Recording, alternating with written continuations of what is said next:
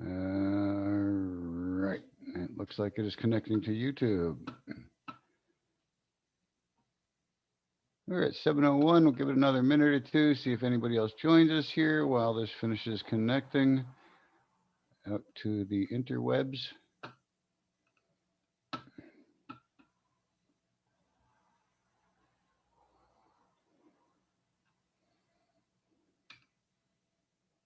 All right.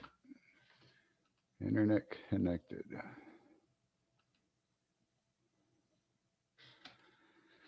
Oh, okay. While we're waiting the next minute here, I will pull up a little intro.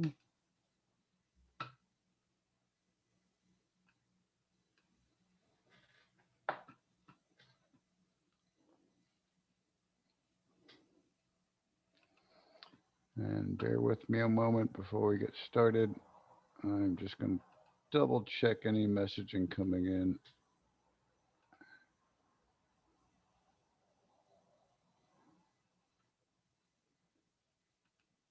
Security alert because I was trying to log into the wrong YouTube channel.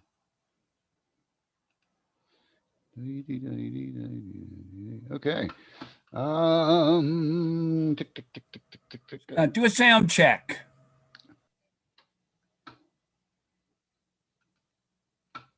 Can everybody hear me?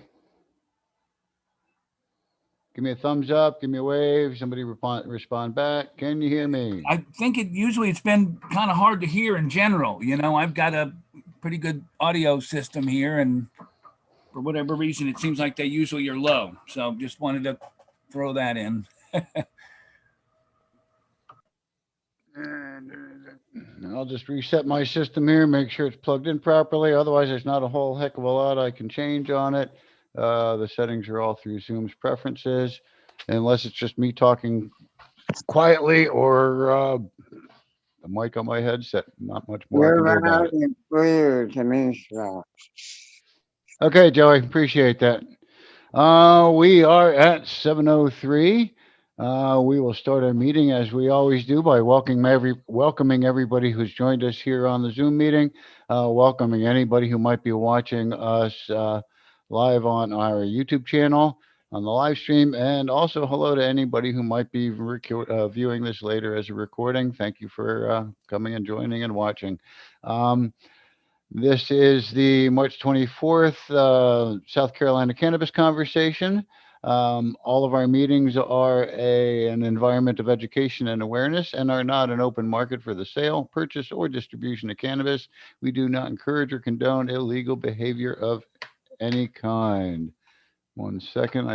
Looks like we have somebody else joining into the room here. I'm going to go ahead and close up our little disclaimer. And any of you that kind of, whoops, I gotta close that out too. Watch my advanced notices for the cannabis conversation topics. May have noted that today I didn't even send out a notice until after 4 o'clock. I have been crossing my fingers, my toes, whatever it is you're able to cross, hoping to hear something about a new rescheduled date for S-150, the Compassionate Care Act. Yeah, our options are moving that forward, getting it voted on the Senate floor, or getting H3361 out of its committee and moving forward. That one's got a fair number of co-sponsors. That's the one that allows for smoking and for grow. Do I really think it's going to move out of committee?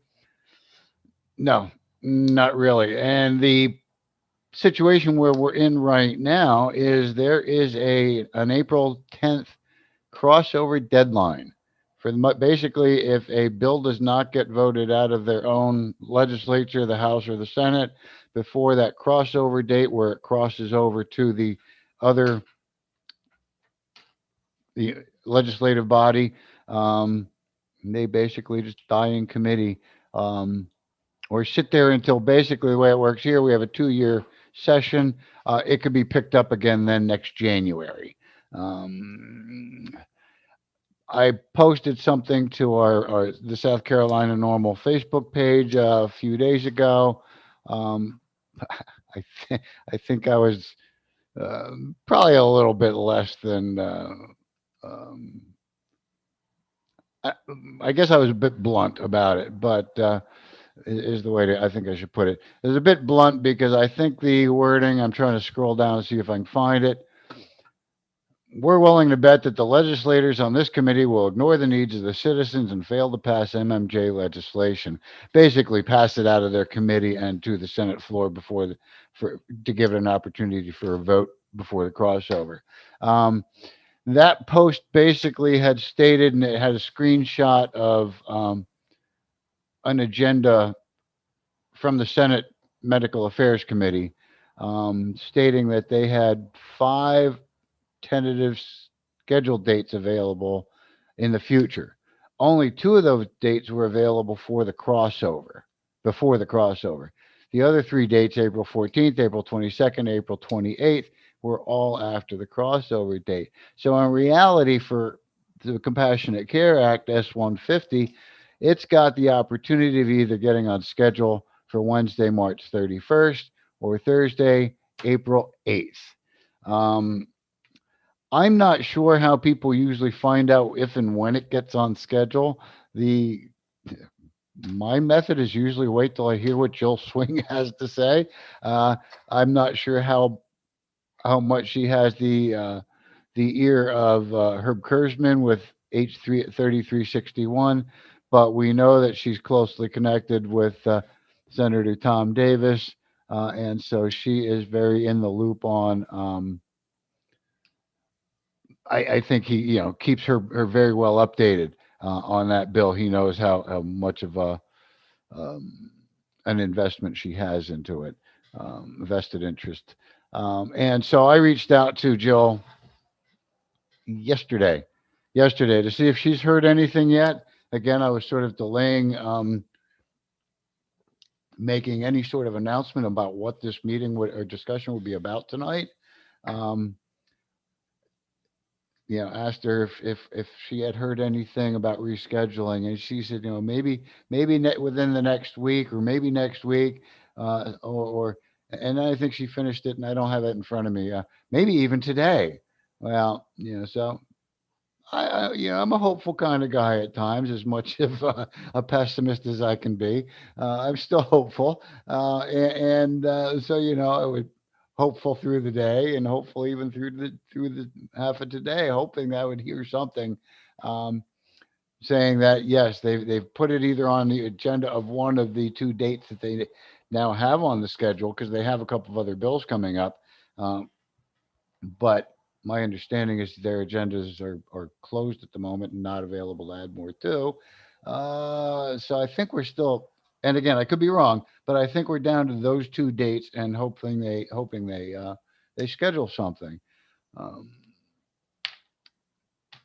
uh, I'm pretty sure somebody on the group saw my comment to Henry McMaster about that. I found it was interesting that the gun bill um, got moved forward on the same day that the cannabis bill was supposed to move forward, but they canceled the cannabis bill session.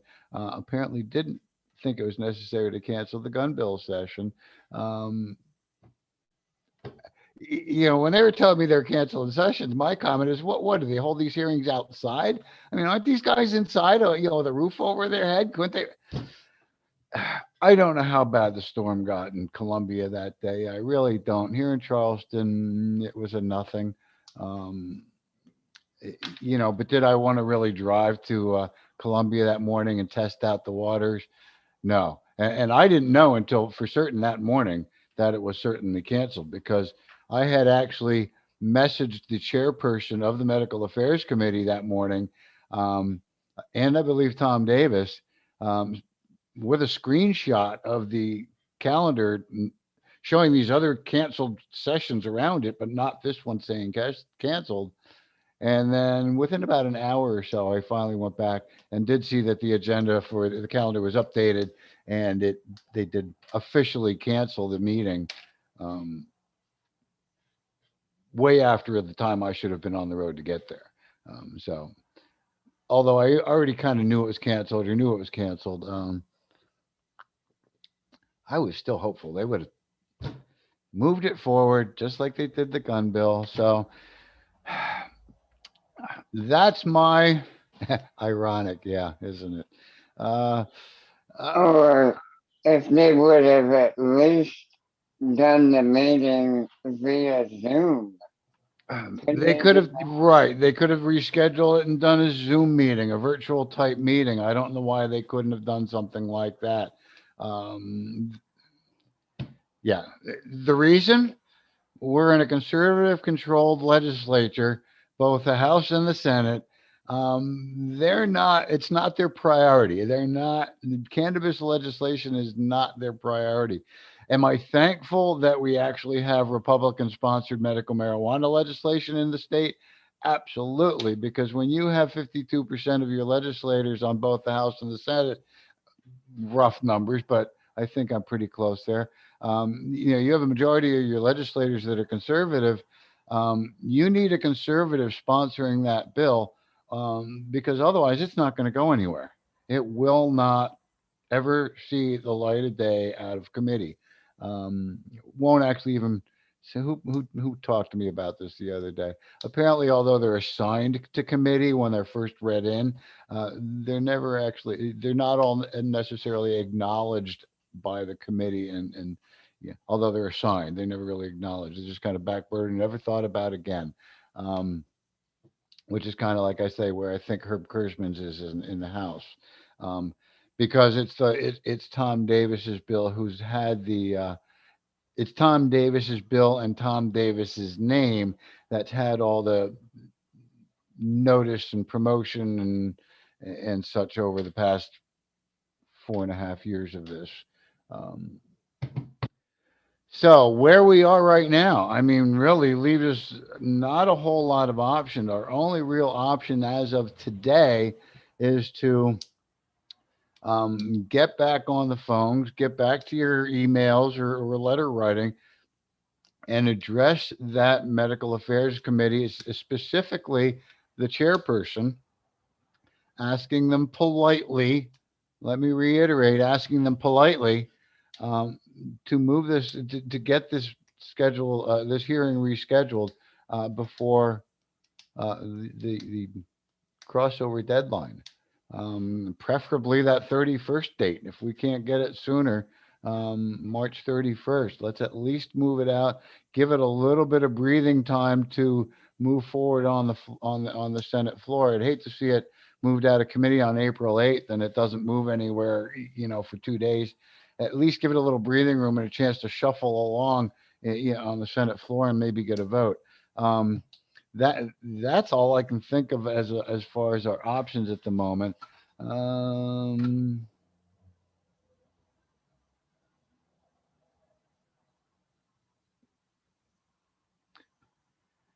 I'm reading Bob's comment. I'm not sure.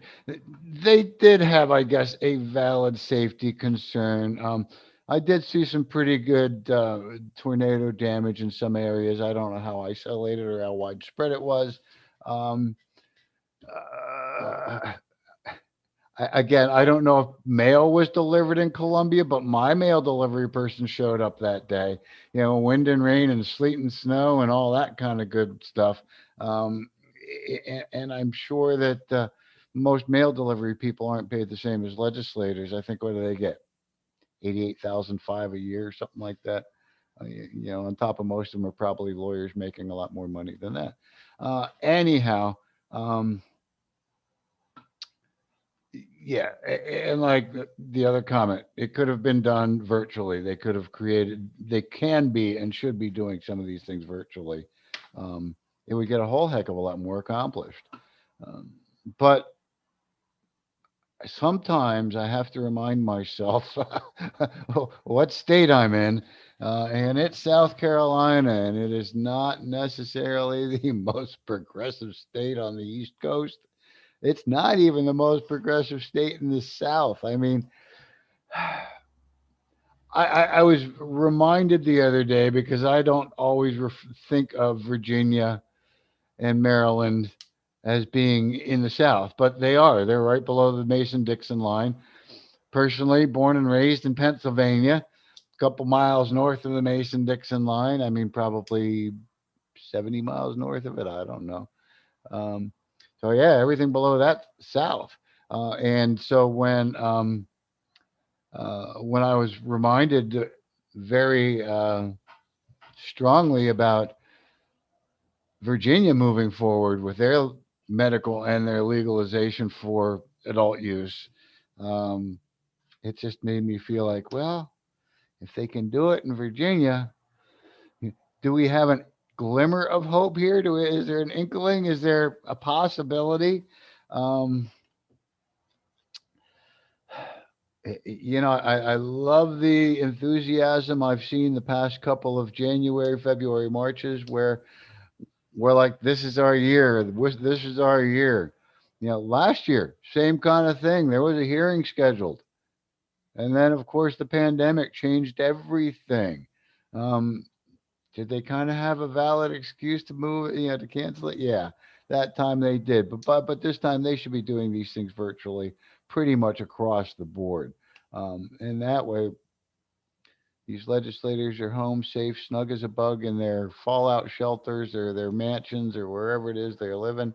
And they can, as long as they have an internet connection, they can actually, move legislation forward here in the state and maybe do some good for our citizens. Let's see what Cody's got to say here in the chat. I have information from the 2021 hemp orientation for the state program is today. Oh, okay. I'm assuming that got postponed too, because I believe you said you had that orientation originally scheduled for the same day, the 18th is the hearing. Did that get scheduled? Did that get bumped, or how did that work out? Also, plan for myself.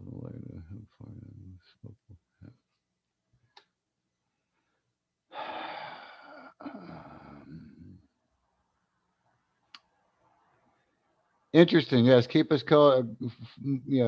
posted on that.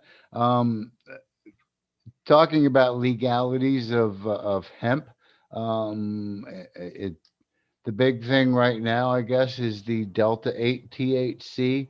I really don't know anything about it, so I'm not going to claim I do. I've done very minimal reading about it. Some people say they get high from it. I believe there was a ban on shipping vapes. I don't think it specifically addressed just the Delta 8s. I think it applied to a lot of vapes.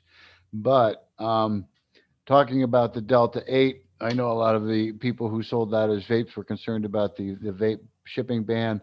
But what I caught in the news yesterday from, let me scroll back up and find it. I published it actually this morning, I think.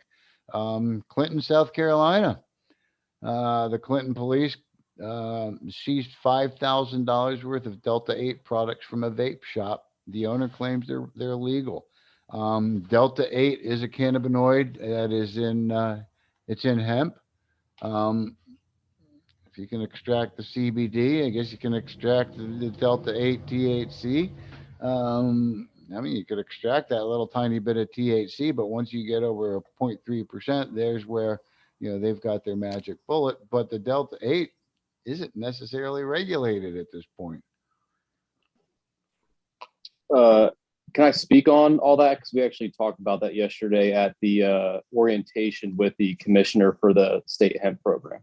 Absolutely. Please share with So us. All the girls that work for the state hemp program, they're awesome. This year they actually made the hemp laws more lenient for the growers versus restrictive since the 2018 Farm Bill was finalized federally. When the commissioner brought up smokable hemp, they knew that I was going to have a argument with the commissioner on the legality of it. So essentially, they have to listen to the SLED and the attorney general, and both of them say it's illegal. So thus, it's illegal in the state, unfortunately. Background: I know Michael I'm a all indoor smokable hemp grower here in the state in Charleston County. And that of course affects me because you make way more money off that than the oils and stuff. Having an argument with him, he said essentially the smokable hemp stuff's going to be illegal until there's a case for it, essentially, like a lawsuit. A gentleman I met there, he's a lawyer, and he's actually been representing a lot of people with minor marijuana charges, in my opinion, BS smokable hemp charges, and he's becoming a grower because of it. And him as a lawyer and myself, we kind of talked about, well, if all they need is a lawsuit, and I know Texas did it, and I'm correct me if I'm wrong, it was either Kentucky or Tennessee. Well, I have my headlamp on my head. That looks dumb. I know they had it the same way, where they kind of piecemealed it and said hemp's okay, but smokable hemp's illegal because we say it is. And that's kind of the rule of the land right now. They had people fight that case and say you can't just a la carte say what's illegal and illegal when it comes to at least CBD and hemp. All it's going to take is people to fight it. So he said, since he has an interest in it as a grower and he wants to grow indoor, and I'm going to help him out with it. And hopefully once I start doing a lot more selling, I'm going to throw in on it also. We're going to take the fight to the state and serve the state papers and say, hey, you just can't pick and choose. And essentially, I use the term, who watches the watchman? Like, why is the attorney general post a memo in 2019 saying it should be illegal, thus it's illegal? So we're going to meet again in a week or so to talk about that and see how we can try to push that forward. And then also, if we can gain traction with that and showing, these conservative legislators about how non-evil this stuff is, it's a plant, right? We can hopefully push slowly making things legal. And as we know in the state, it's not going to be an overnight thing. It's going to be, tooth and nail, slowly drag them getting what we kicking can and out of screaming across. Yeah, Yeah. we'll be dragging them kicking and screaming into the right direction. But thank you for that. Appreciate your input. Yeah, I just want to, I'm pretty adamant. My first meeting, Scott, I talked to you on Facebook, and I think I read your message about the thing being canceled at midnight, and I was glad not to wake up at 4 to go up to Columbia that day also. Yes, yeah, I know a couple of people had like messaged me saying that they were going to be there, and I'm like, hang on, what platform did they message me through? Let me see if I can let them know that this is canceled. Because yeah, I would have hated to have to drive up there and not know. And the way that the state's calendar, like I say, they're not necessarily right on top of it, Johnny on the spot. Essentially, our plan, because I also help Jill swing out a lot also, and she's been at bat with this for years, with hospice patients, using children that have whatever medical condition it is also. And I came to her because I'm a Marine veteran. I said, well, what's something Southern politicians love more than America? And it's their veterans. So I'm like, well, what if I get all these veterans saying, hey, we want medical cannabis? And that's kind of my project this summer, of getting more veteran nonprofits to back the Compassionate Care Act to help with it. And I know I had a little bit of dialogue between Chip Campson. I know he's against it, but he's my representative for Senate for Charleston County. And I mentioned to him, I was like, well, we all know that there's a migration from liberal states coming to conservative states because it's cheaper and this and that. And I would hate this, of course we want it to stay, except for the weed space, we want it to stay conservative because we like how the state is, except for, the marijuana aspect. And I'm like, I would love to have you keep those rules going, but you need to be lenient on medical marijuana, because I can't help but mention, I can't help to see that the Democrat you ran against was for medical marijuana and you barely won. So I think we kind of have to say in a way of, it's only a matter of time. Do you want to be on the winning or the losing side? That's kind of the way I look at it with these conservative politicians. It's only a matter of time. Yeah, unfortunately, some of the patients don't have a whole lot of time, and you know, that's the frustrating part of it. Agreed. Um, Yeah. Bob made a comment here. I thought enforcement was county by county. Um, it kind of is. Um, It's like I legal in Charleston County, you know. well, it could be town by town, because it's It's not up to the necessary. local sheriff. From what I understand, it is up to literally the whim of the local sheriff whether he wants to enforce that or not. They have Correct. legal grounds thanks to the AG and governor, but it's county Correct. by county. And It's fortunately, a county few by of them county, so like you don't say, the care. sheriff, or like here, even the chief of police could make a decision for Charleston County. Which, and again, that's something I wanted to kind of touch on briefly tonight. Charleston County, I'm sorry, not Charleston County, Charleston City Police, December of 2019.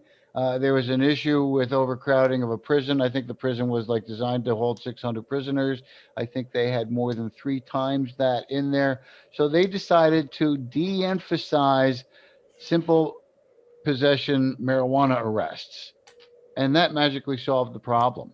That reduced the population in the prison significantly, so that now the overcrowding and stuff was not a problem. So for about the past 2+ years, simple marijuana possession in the city of Charleston has not been a priority. They've, like I said, de-emphasized. Not saying you will get necessarily not get arrested or not have them confiscate or whatever, but they have de-emphasized it.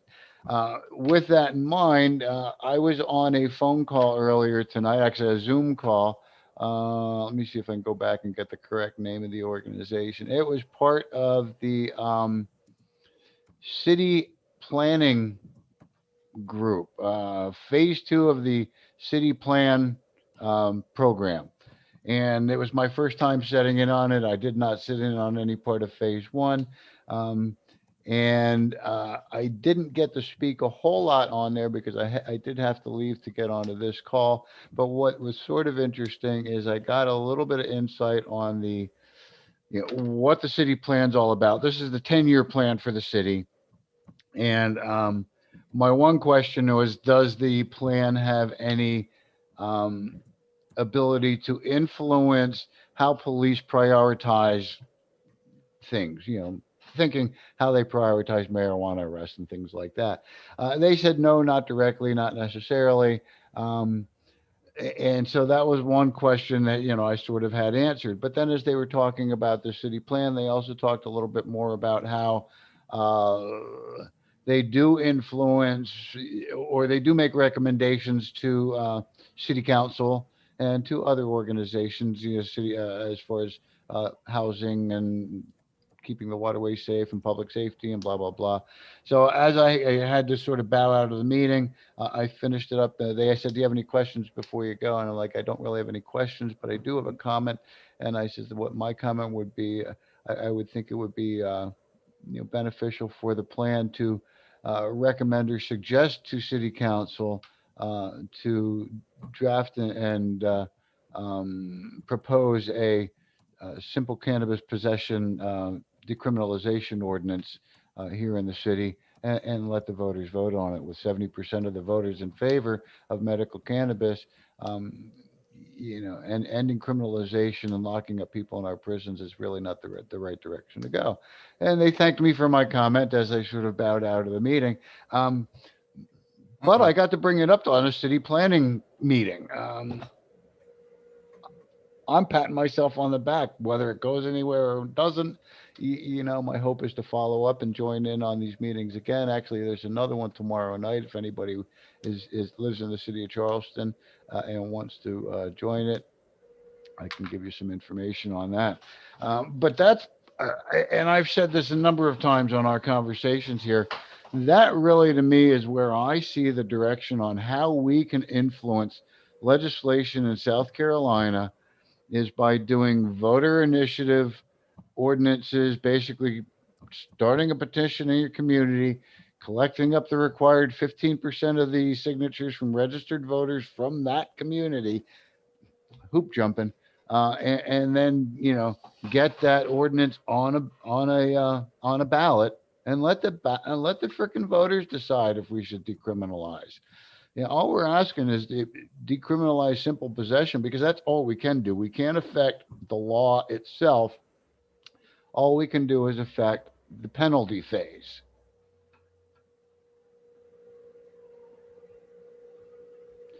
Well, again, you're talking technicalities. Then the top cop in the state is the attorney general. And the attorney general says smokable hemp is illegal. And so all the sheriff can do is take that information from the top cop attorney general and say, see, I got proof. The attorney general says it's illegal. It's illegal in my county. I'm not going to enforce, I'm going to enforce this. Um, and then you can have maybe a decent sheriff that says, I'm not going to enforce this. So we do have a new sheriff in Charleston County as well. Um, Matter of fact, I think I've even messengered during the campaign. Oh, we lost Cody. He's coming back. Um, and even after the campaign, saying, we should work together on decriminalizing simple possession of cannabis in the county of Charleston. Because actually these petitions, the voter initiative petitions, I'm not exactly sure sometimes, and I've been doing this for a couple of years, the best way to call these things, but they're ballot initiatives, but they're voter initiated. Um, you can do them either, you know, municipally, which is city or town, or you can do them at county level. You cannot do a voter initiated ballot initiative at the state level, which is what we all want. We want to see marijuana decriminalization or marijuana medical use or marijuana adult use put on a ballot so we as voters can vote on it. But that's not the way South Carolina's constitution works. We're not one of those states that can do a ballot initiative. It's either change the state constitution or do it this way. Start small, decriminalize town by town, city by city, county by county, until we get enough of them in the state where the legislators go, fuck, half of our population's already decriminalized. Well, let's just go ahead and decriminalize statewide. And what's interesting is if you look at the top 10 populated cities in South Carolina, they're all pretty much focused right around the Charleston area. If you could decriminalize Charleston, the largest city in the state, North Charleston, the third largest city in the state, you got Columbia in between. And then you move on to, and I don't know them offhand at the top of my head. I could probably find a document soon, but Somerville, Mount Pleasant, actually Mount Pleasant before Somerville, Goose Creek and Hanahan are still, I think, in the top 10 as well. This is the largest populated area of the state. If we could decriminalize, you know, 500,000 people in this area, you got 100,000 here, 100, close to 100,000 or maybe more in North Charleston. I think you drop down in those numbers in Mount Pleasant, blah, blah, blah. But by the time you get about, half a dozen communities in this area, you'd probably be, darn close to 500,000 of members of the population. And what's our state population? I'm guessing, I think somebody told me it was about 5 million. We're not a grand population state, but we do know that it's a cross the aisle issue. We know that both, all parties, for the most part, support at least medical use.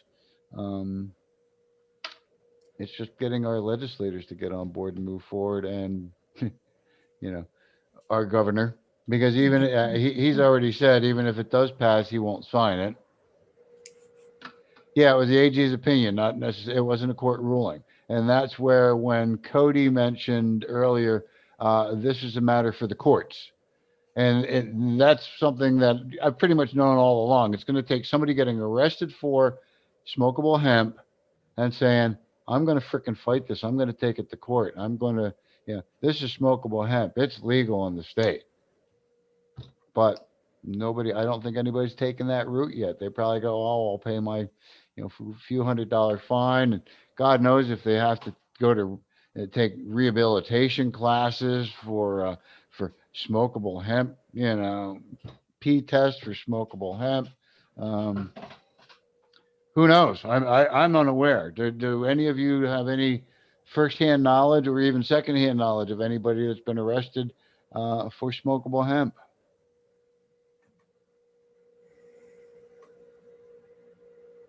Nope. I'm guessing nobody seems to know anybody offhand. Sled hasn't charged.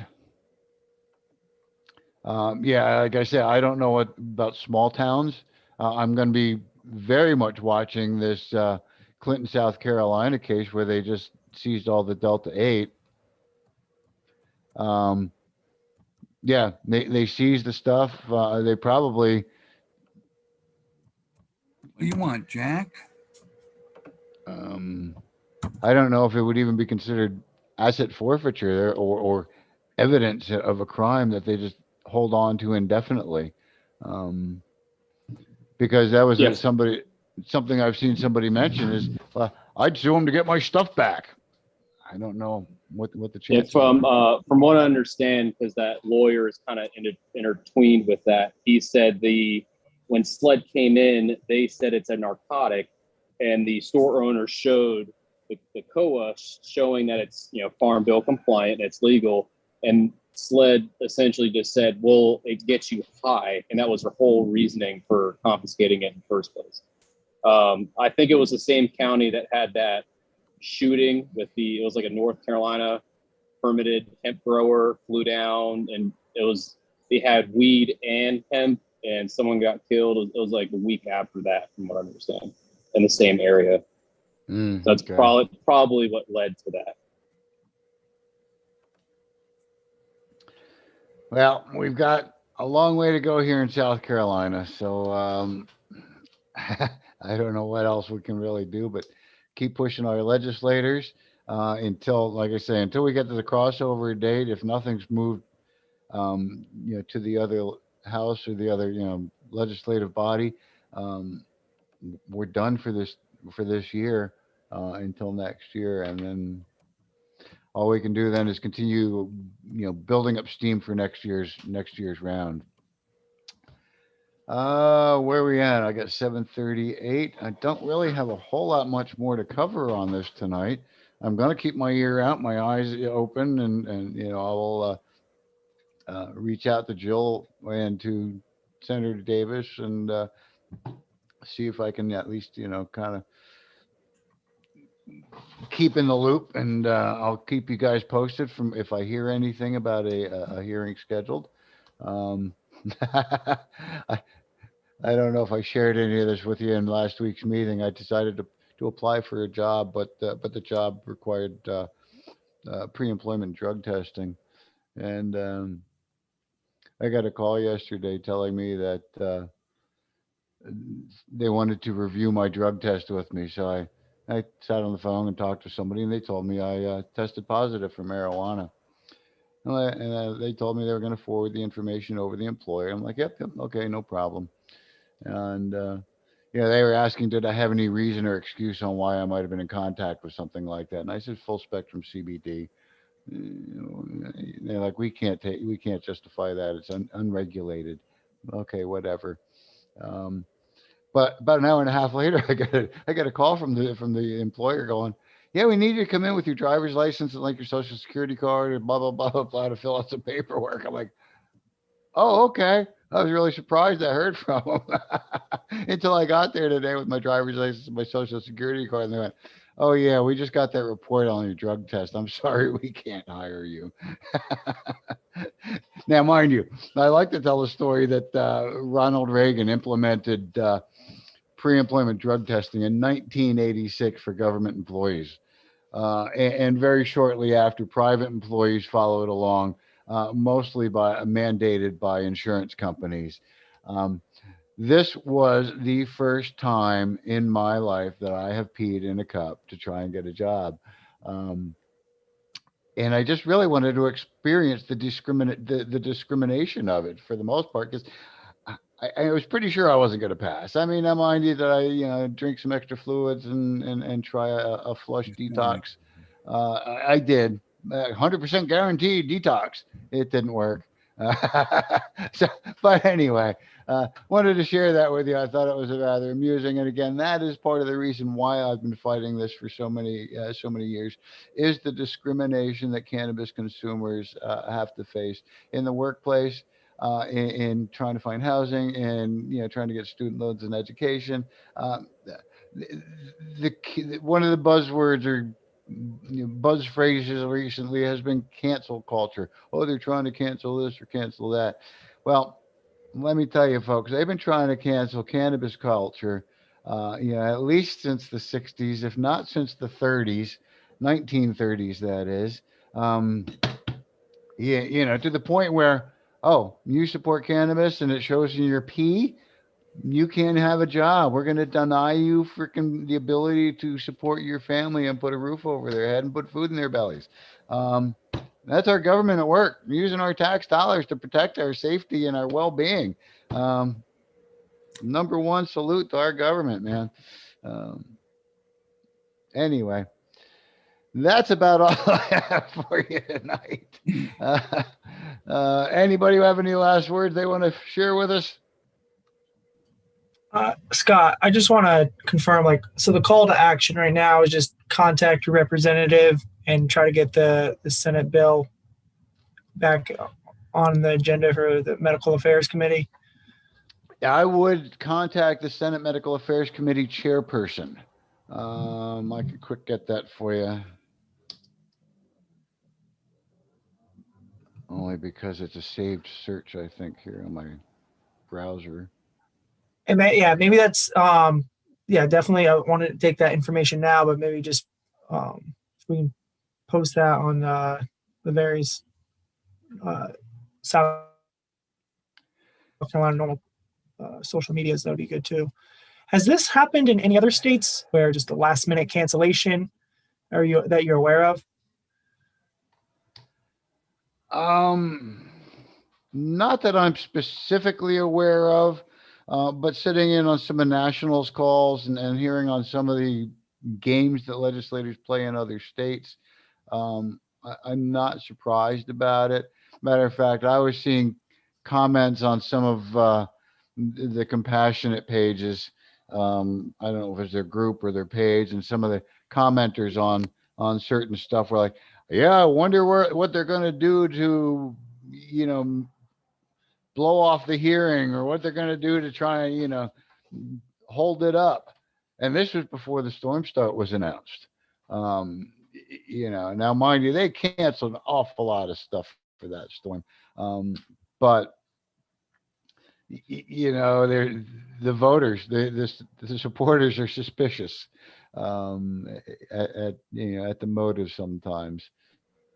Scott, when it's scheduled late in the day, that makes it easy where they could have an overrun earlier. So when it's scheduled late in the day, that's not a good sign. Right, and the S-150 was scheduled 4th out of 5 on that day. It would not have made it until the afternoon portion of the session. So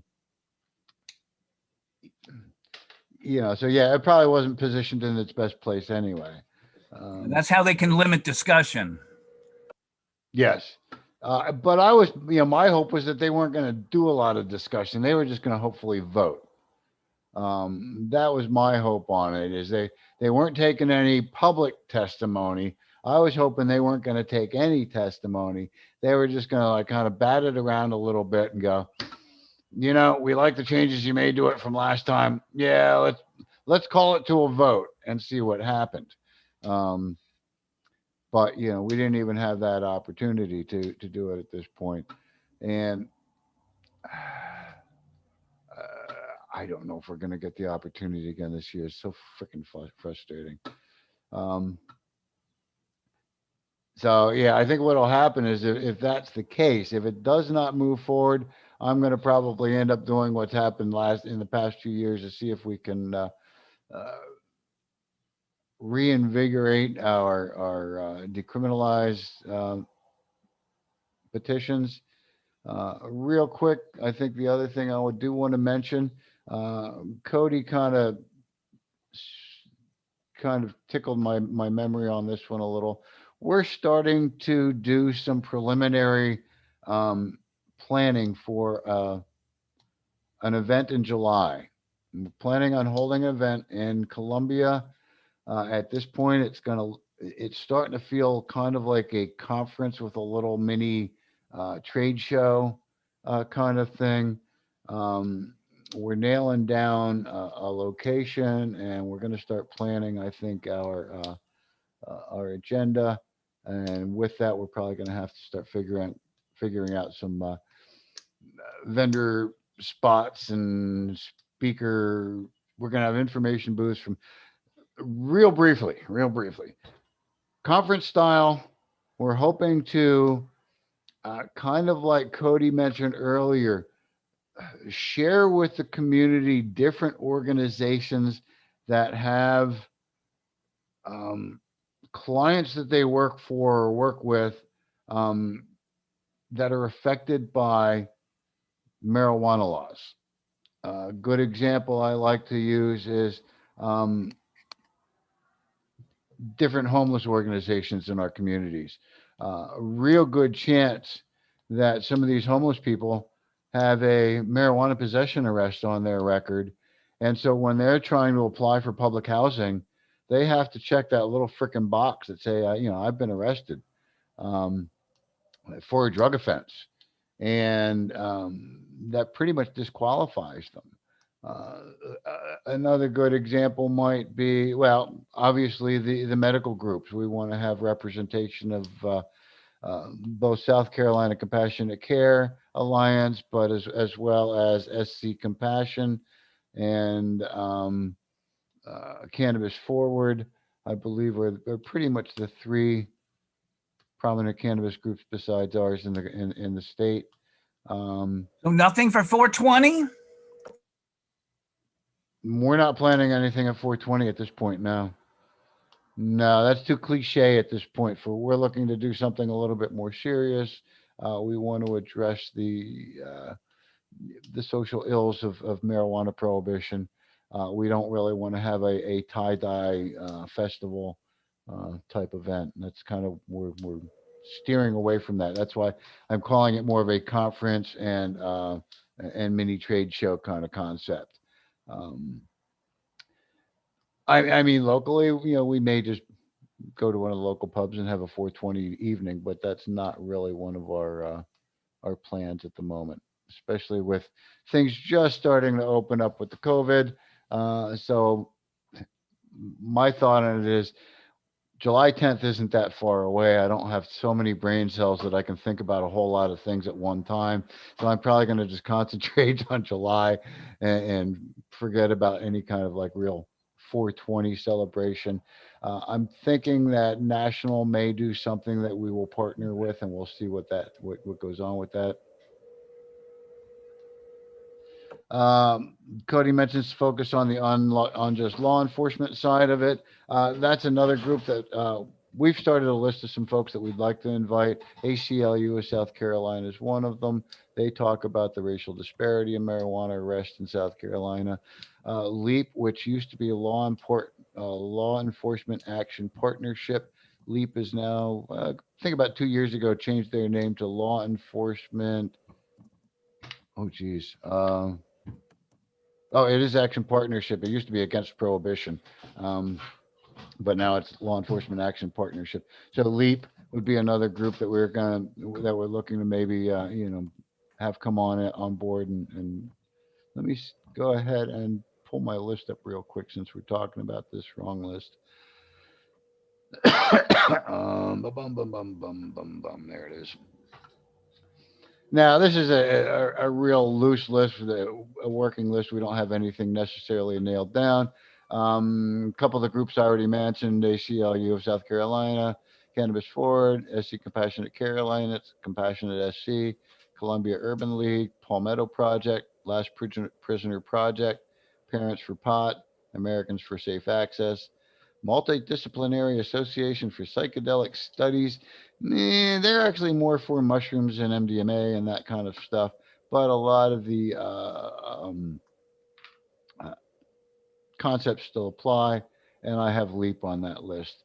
We are going to be starting to look into some, of course, we're just starting to brainstorm sort of this stuff, but uh, I just want to sort of put it out there to y'all that we are working on an event. We're planning it to be an in-person slash virtual. So I might be reaching out for some folks for assistance in your um, technical abilities on sharing things virtually. Um, but we'll be in touch with all that stuff in the near future. Geez, we've rambled on pretty good now. We are at about 10 of 7. Um,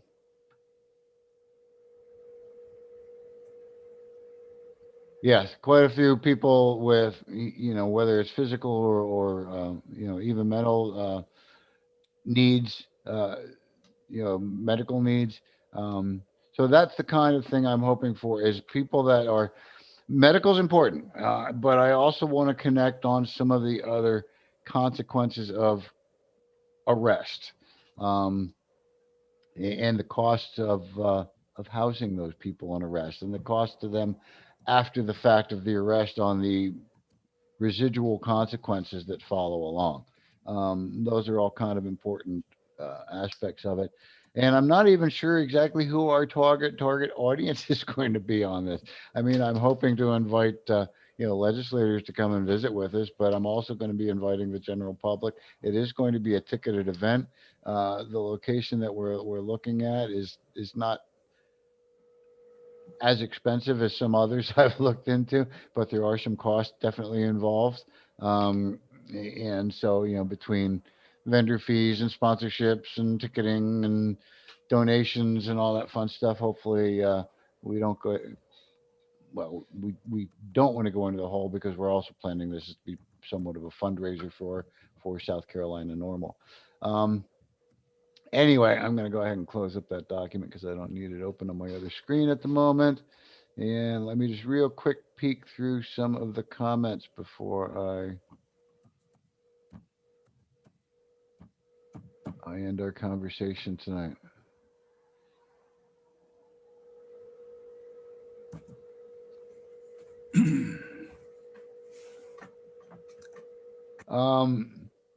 Unjust law enforcement's a good one, and the other one, I don't know if you were in hearing some of this earlier, Cody, but I was talking about I applied for a job, I didn't get it because of pre-employment and drug testing kind of stuff. One of the stories I read about 2 years ago when we were doing some discussion on the Compassionate Care Act, there was a couple of stories out, and one of them was, I think I read it in the Post and Courier, where Boeing was complaining about not being able to find enough qualified personnel to work in their plant here in South Carolina. And in the story, they started explaining the process on how to apply for a job at Boeing. And it all started online. You would go and you'd fill out your application. You might have some communication with them online through email or whatever, until the point where they thought that you do, like, I guess, interviews and stuff like that online. And then it got to the point where if they were interested in moving you to hiring you, they would send you for pre-employment drug testing. At that point, they lost 70% of their applicants. 70%, 7 out of every 10 they lost due to pre-employment drug testing. Now, if you ask me, could they not find qualified personnel to do the job in South Carolina? Oh, absolutely they could. Are they required by their insurance company and basically our federal government to discriminate against certain people in our society? Yes, absolutely they are.